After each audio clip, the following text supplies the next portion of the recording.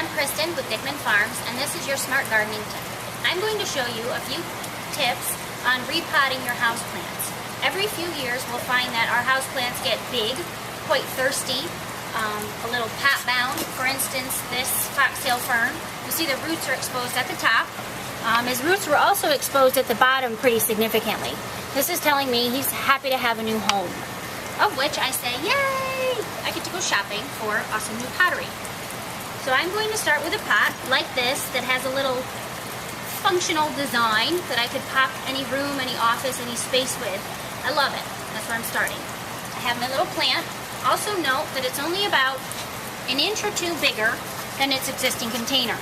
That'll have the least amount of transplant shock and most success for transplant as far as root development is concerned. I'm also thinking about summer, early fall for transplant because that's when the roots are still growing. The temperatures are changing. I have a little bit of lull in my outside garden time, so I'm working inside and getting a little bit of that itchiness. From this point, I'm also going to work with a wonderful soil medium, or soilless potting mix, actually. A Spoma I love. I've been using for years. It's great for root development. It's beautiful. It's rich. So we'll start, also noting that there is a drain hole in the bottom of my container. If there isn't, for some reason, you can always add broken pots, stones, something to add a little bit, about an inch or so, depending on how big your container is, for some drainage or water catching. I'm going to start with a few inches at the bottom, about a third to two-thirds of the soil in the container.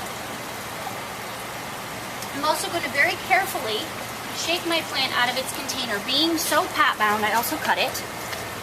From this point, I'm going to kind of tickle its feet a little bit, encourage those roots to start into their new space.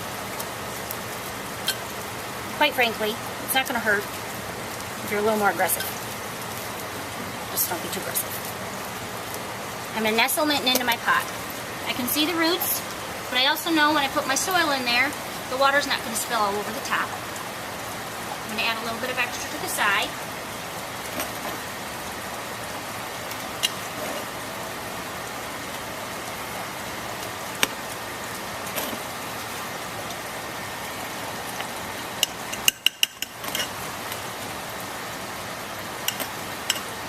Note that after you first transplant, you'll find your plant will not need as much water, depending on how pot-bound it was prior, as it did before.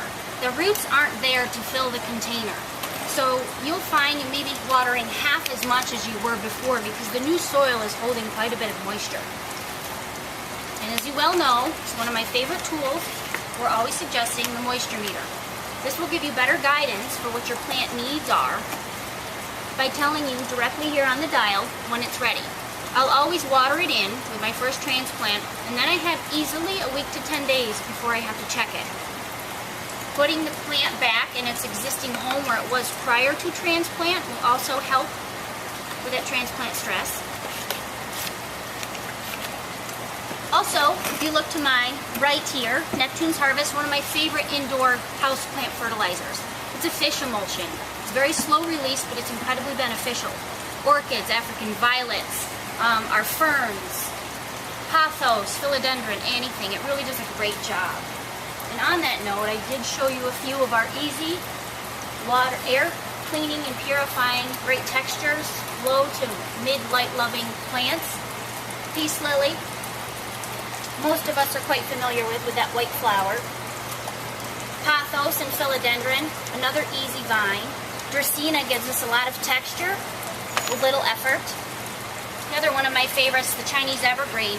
It can really tolerate very low light levels and drier soils between watering.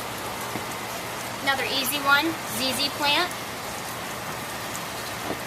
A little funky, a little bit different. And of course, ivies, a tried and true favorite houseplant. So, until next time, happy gardening.